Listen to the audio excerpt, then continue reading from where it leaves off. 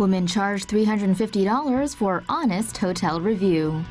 A guest at the Abbey Inn and Suites in Nashville, Indiana, claims she was charged $350 and threatened by a lawyer after writing an honest and negative review. Katrina Arthur and her hubby stayed at the inn in March of 2016 and were treated to a nightmare from start to finish. The room was in shambles, but luckily they found hairs and dirt in the sheets.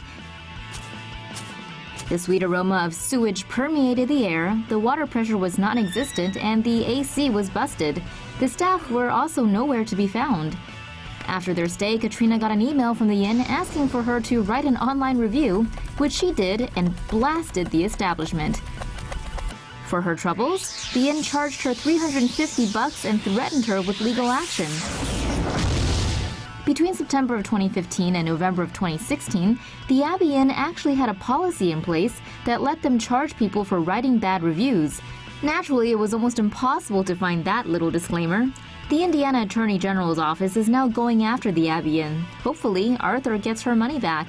The moral of the story: when you see an inn's two biggest selling points are hot tubs and a wedding chapel, in that order, stay someplace else.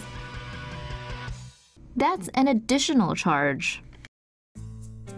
An $18,000 Uber ride?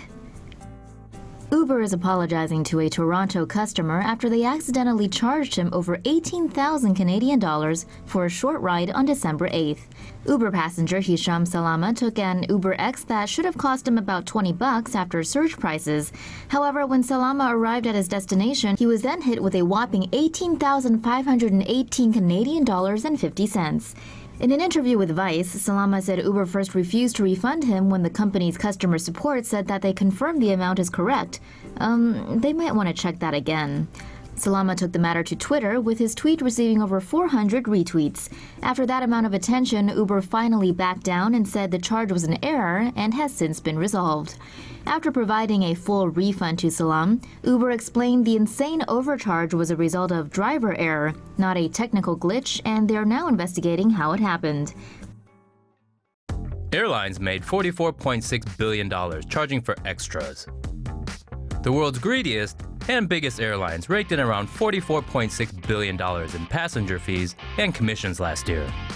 Some budget airlines, Spirit, get almost half their total revenue from charges for bags, food, entertainment, and other extras, aka things that used to be free.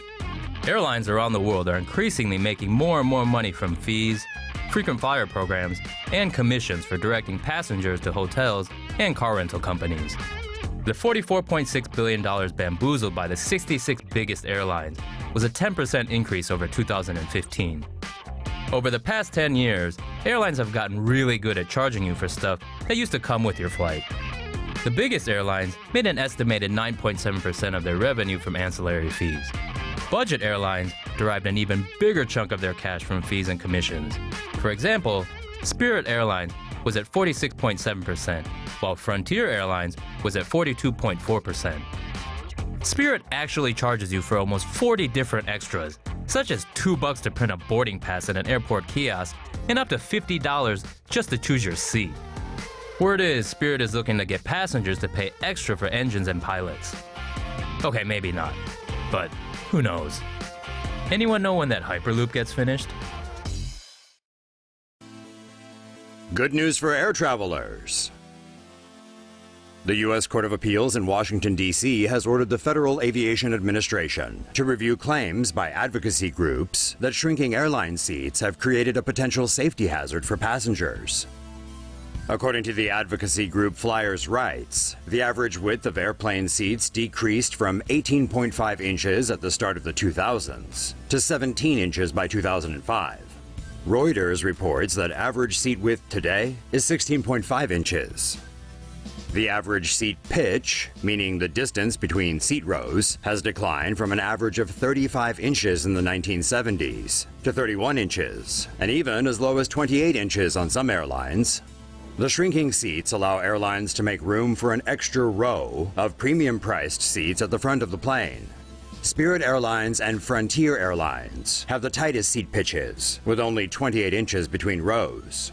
Economy class rows on Delta and United are spaced between 30 and 31 inches, while JetBlue and Southwest are more generous, both giving their passengers at least 32 inches on most flights.